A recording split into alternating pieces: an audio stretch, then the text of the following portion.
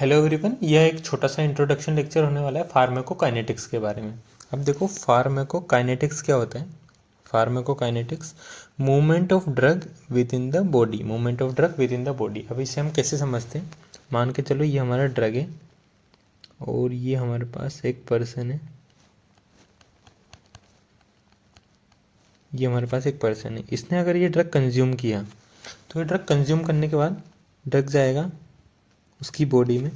Body में जाने के बाद अब्जॉर्ब हो जाएगा। अब्जॉर्ब होने के बाद ये डिस्ट्रीब्यूट हो जाएगा जहाँ जहाँ पर भी इस ड्रग की ज़रूरत है। अब्जॉर्ब होने के बाद ब्लड में गया, ब्लड के थ्रू ये डिस्ट्रीब्यूट हो जाएगा पूरे बॉडी पार्ट्स में जहाँ जहाँ इसकी ज़रूरत होगी। डिस्ट्रीब्यूट होने के बाद इसका मेटाबॉलिज्म होगा ब्लड में। मेटाबॉलिज्म होने के बाद जब अपना एक्शन प्रोड्यूस कर देगा ये ड्रग, तो उसका काम खत्म हो जाएगा। इसके बाद इसे एक्सक्रीट करना पड़ेगा हमें। एक्सक्रीट करने के लिए इसे इसका एक्सक्रीशन होगा। एक्सक्रीशन होगा तो जब से हमने ड्रग को कंज्यूम किया तब से वो एक्सक्रीट आउट होने तक उस ड्रग के साथ क्या क्या हमारी बॉडी में हुआ, उन सब की स्टडी करते हैं हम फार्माकोकाइनेटिक्स में। फार्माकोकाइनेटिक्स में इसे हम क्या बोल सकते हैं, effect on drug by the body. Effect on drug, drug के ऊपर इफेक्ट किसके द्वारा, बॉडी के द्वारा।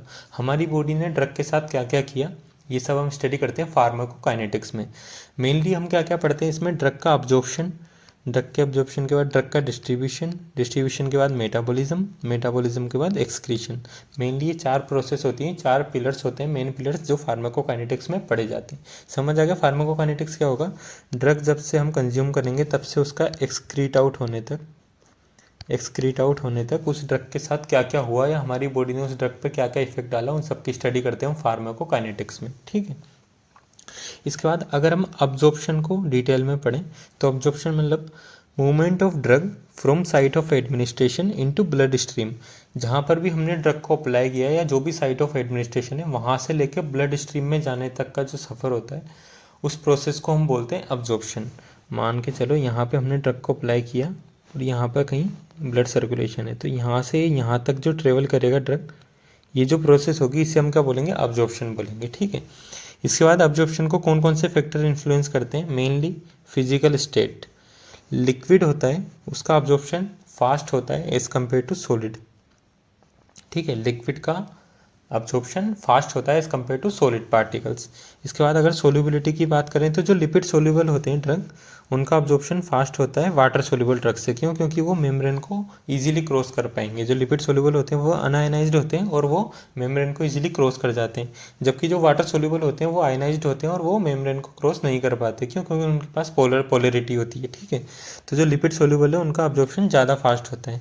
इसके बाद अगर साइज़ की बात करें तो ईजी सी बात है कि जो स्मॉल पार्टिकल होंगे वो ज़्यादा अच्छे से अब्जॉर्ब होंगे as compared to large particles. ठीक है। इसके बाद कभी कभी ये डिपेंड करता है रूट ऑफ एडमिनिस्ट्रेशन पे। रूट ऑफ एडमिनिस्ट्रेशन हमारा क्या है, उस पर भी डिपेंड करता है कि जो अब्जॉर्प्शन की रेट है वो कितनी होगी। ठीक है। ये पीएच पे भी डिपेंड करता है। पीएच में स्ट्रॉन्ग एसिड और स्ट्रॉन्ग बेस होता है। सॉरी, यहाँ पे गलत लिखा हुआ है, रिमेन अनायनाइज नहीं। जो स्ट्रॉन्ग एसिड और स्ट्रॉन्ग बेस जो होते हैं इनका क्या हो जाता है, आयनाइजेशन हो जाता है। आयनाइजेशन हो जाता है। जो भी स्ट्रॉन्ग एसिड और स्ट्रॉन्ग बेस होते हैं इनका आयनाइजेशन हो जाता है। आयनाइजेशन होने के बाद ये कैसे हो जाएंगे, वाटर सोल्यूबल हो जाएंगे।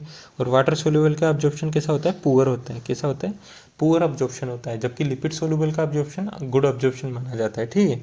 इसके बाद कभी कभी जो अब्जॉर्प्शन होता है वो डिपेंड करता है किसी और ड्रग के प्रेजेंस पे। मान लो हमने कोई ऐसा ड्रग दिया, दो ड्रग हमने साथ दिए, ड्रग ए और ड्रग बी, लेकिन जो ड्रग ए होता है वो ड्रग बी के अब्जॉर्प्शन को कम करवा देता है। कभी कभी हमने सी ड्रग भी दिया साथ में, लेकिन सी ड्रग इसका क्या करवा देगा, अब्जॉर्प्शन बढ़वा देगा।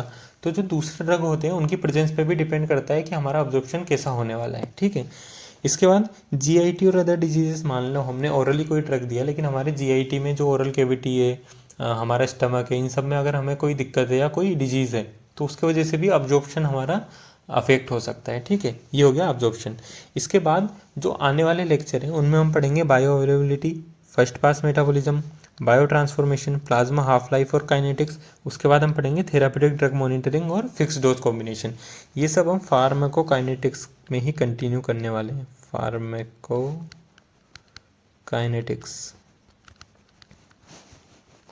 ये सब लेक्चर हम आने वाले लेक्चर्स में पढ़ेंगे और ये सब फार्माकोकाइनेटिक्स में ही कंटिन्यू करेंगे। लेकिन क्योंकि ये जैसे बायो अवेलेबिलिटी अपने आप में एक इम्पोर्टेंट टॉपिक है, फर्स्ट पास मेटाबॉलिज्म अपने आप में एक इम्पोर्टेंट टॉपिक है, इसके बाद बायो ट्रांसफॉर्मेशन अपने आप में एक टॉपिक है, प्लाज्मा हाफ लाइफ काइनेटिक्स, इन सबको डिफरेंटली भी पूछा जा सकता है, इन्हें अलग से क्वेश्चन बना के। इसलिए हम ये सब आने वाले लेक्चर्स में शॉर्ट लेक्चर की तरह पढ़ने वाले हैं। ठीक है, तो हम अगले लेक्चर में कंटिन्यू करते हैं बायो अवेलेबिलिटी से।